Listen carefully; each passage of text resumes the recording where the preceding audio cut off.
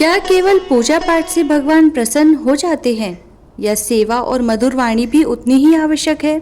आज की आषाढ़ महात्म्य कथा में महर्षि वेदांत सुमेध को यही दिव्य रहस्य बताते हैं। ओम नमो भगवते वासुदेवाय। श्री आषाढ़ महात्म्य कथा 19वां अध्याय। सूत जी बोले, हे शौनकादिक ऋषियों, ब्रह्म मुहूर्त की साधना से सुमेध का मन पहले की अपेक्षा शांत होने लगा।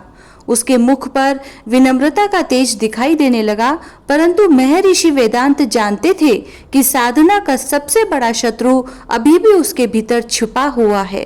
वह है सूक्ष्म अहंकार। दूसरे दिन प्रातःकाल ऋषि वेदांत सुमेध को आश्रम से कुछ दूर स्थित एक प्राचीन वट वृक्ष के समीप ले गए। वहां एक वृद्ध तपस्वी समाधि में लीन बैठे थे। उनके शरीर पर जर्जर वल्कल थे, किंतु मुख पर अद्भुत शांति थी। ऋषि वेदांत ने दूर से ही उन्हें दंडवत प्रणाम किया। सुमेध ने भी गुरु का अनुसरण किया, पर उसके मन में विचार उठा, ये वृद्ध तपस्वी कौन है जिन्हें मेरे गुरुदेव भी इतना सम्मान दे रहे हैं? ऋषि वेदांत ने मानो उसके मन की बात जान ली। वे बोले, वत्स, आयु से नहीं तप से महानता प्राप्त होती है। जो जितना भगवान के निकट होता है वह उतना ही विनम्र होता है। वृद्ध तपस्वी ने नेत्र खोले। उन्होंने स्नेह पूर्वक सुमेध की ओर देखा और बोले, वत्स, तुम्हारे गुरु तुम्हें ज्ञान दे सकते हैं, पर सेवा तुम्हें स्वयं सीखनी होगी। यह कहकर उन्होंने आश्रम के पीछे बने छोटे से गौशाला की ओर संकेत किया। वहां एक वृद्ध गाय घायल अवस्था में खड़ी थी। वर्षा के कारण उसके खुर में घाव हो गया था। ऋषि वेदांत ने सुमेध से कहा, आज तुम्हारा संपूर्ण अध्ययन यही है। सुमेध ने बिना कोई प्रश्न किए गाय के घाव को स्वच्छ जल से धोया, औषधीय पत्तियों का लेप लगाया और बड़े प्रेम से उसकी सेवा की। सेवा करते करते उसका मन इतना तल्लीन हो गया कि समय का ध्यान ही नहीं रहा। संध्या होने पर वह गुरु के पास लौटा। ऋषि वेदांत ने पूछा, वत्स, आज क्या सीखा?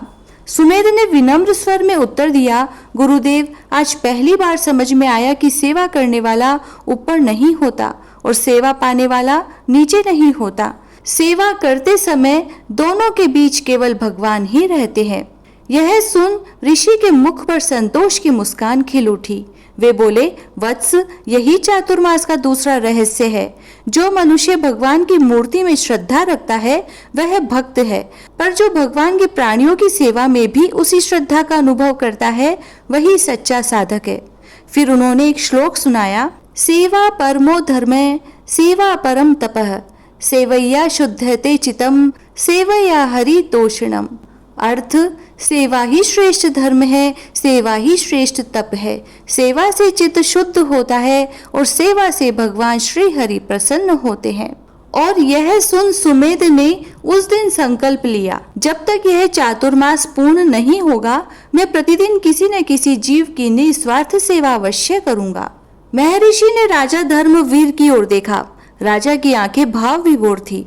उन्होंने कहा, गुरुदेव, आज ज्ञात हुआ कि राजधर्म केवल प्रजा का शासन करना नहीं, उनकी सेवा करना भी है। महर्षि ने प्रसन्न होकर कहा, राजन, जो स्वयं को सेवक मानकर राज्य चलाता है वही वास्तव में भगवान का प्रतिनिधि कहलाने योग्य होता है। इधर धनपाल ने उसी दिन से धर्मपुरी की गौशालाओं और आश्रमों की सेवा करने का दायित्व अपने ऊपर ले लिया। नगर के अनेक युवकों ने भी सेवा का संकल्प लिया। धीरे धीरे धर्मपुरी में यह भावना फैल गई कि सेवा ही सच्ची साधना है। सूत जी कहते हैं, हे शौनकादिक ऋषियों, सेवा से सुमेध का अहंकार गलने लगा, किंतु ऋषि वेदांत जानते थे कि साधना का एक और सूक्ष्म शत्रु शेष है, वाणी। कटु वचन वर्षों की तपस्या का फल भी क्षीण कर देते हैं और मधुर वचन अनेक टूटे हुए हृदय को जोड़ देते हैं। अतः अगले प्रातःकाल ऋषि वेदांत सुमेध को वन के भीतर एक ऐसे आश्रम में ले गए जहां मौन और मधुर वाणी का अद्भुत रहस्य उसे प्राप्त होने वाला था। हे मुनि श्रेष्ठों, अगले अध्याय में मैं वाणी का तप और मौन की महिमा का दिव्य प्रसंग सुनाऊंगा। इति श्री आषाढ़ महात्म्य में 19वां अध्याय समाप्त। जय श्री राधे। ओम नमो भगवते वासुदेवाय। श्री आषाढ़ महात्म्य कथा 20वां अध्याय। सूत जी बोले, हे शौनकादिक ऋषियों, सेवा के द्वारा सुमेध का हृदय निर्मल होने लगा। तब महर्षि वेदांत ने सोचा, अब समय आ गया है कि इसे वाणी की साधना का रहस्य बताया जाए। प्रातःकाल वे सुमेध को वन के भीतर एक शांत आश्रम में ले गए।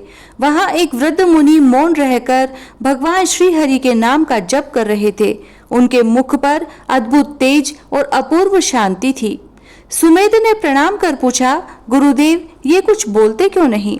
ऋषि वेदांत मुस्कुराकर बोले, वत्स, जो प्रत्येक शब्द को भगवान को अर्पित कर देता है वह व्यर्थ बोलना छोड़ देता है।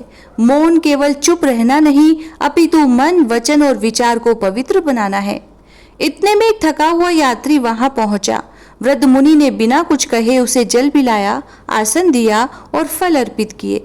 यात्री ने संतोष पूर्वक भोजन किया और भाव विभोर होकर बोला, महाराज, आपने बिना बोले ही मेरा मन जीत लिया। तब वृद्ध मुनि ने पहली बार मधुर स्वर में कहा, वत्स, जहाँ कम शब्दों में प्रेम प्रकट हो जाए वही वाणी सफल है। कटु वचन से धर्म घटता है और मधुर वचन से भगवान प्रसन्न होते हैं। सुमेध ने विनम्र होकर पूछा, गुरुदेव, चातुर्मास में वाणी का क्या नियम रखना चाहिए? ऋषि वेदांत बोले, सत्य बोलो, मधुर बोलो, हितकारी बोलो और आवश्यकता हो तभी बोलो, यही वाणी का तप है। यह सुनकर सुमेध ने प्रणाम किया और संकल्प लिया, मैं कभी भी क्रोध या अहंकार में कटु वचन नहीं बोलूंगा। मेरी वाणी से सदैव भगवान का नाम और दूसरों का कल्याण ही निकले। तब महर्षि ने राजा धर्मवीर से कहा, राजन, कठोर वचन से प्रजा का मन टूटता है और मधुर वचन से बिना दंड दिए भी धर्म की स्थापना हो जाती है। राजा ने उसी दिन से यह नियम बना लिया कि राज्यसभा में किसी से भी अपमानजनक शब्द नहीं कहे जाएंगे। फिर सूत जी बोले, हे मुनि श्रेष्ठों, सुमेध अब सेवा, जप और वाणी तीनों में स्थिर होने लगा। किंतु ऋषि वेदांत जानते थे कि साधना की पूर्णता तब तक नहीं होती जब तक मनुष्य संतोष का अमृत नहीं पी लेता। अतः अगले अध्याय में वे सुमेध को एक ऐसे ग्रस्त भक्त से मिलवाएंगे जिसके पास धन बहुत कम था, परंतु संतोष इतना अधिक कि देवता भी उसकी प्रशंसा करते थे। इति श्री आषाढ़ महात्म्ये 20वां अध्याय समाप्त। जय श्री राधे।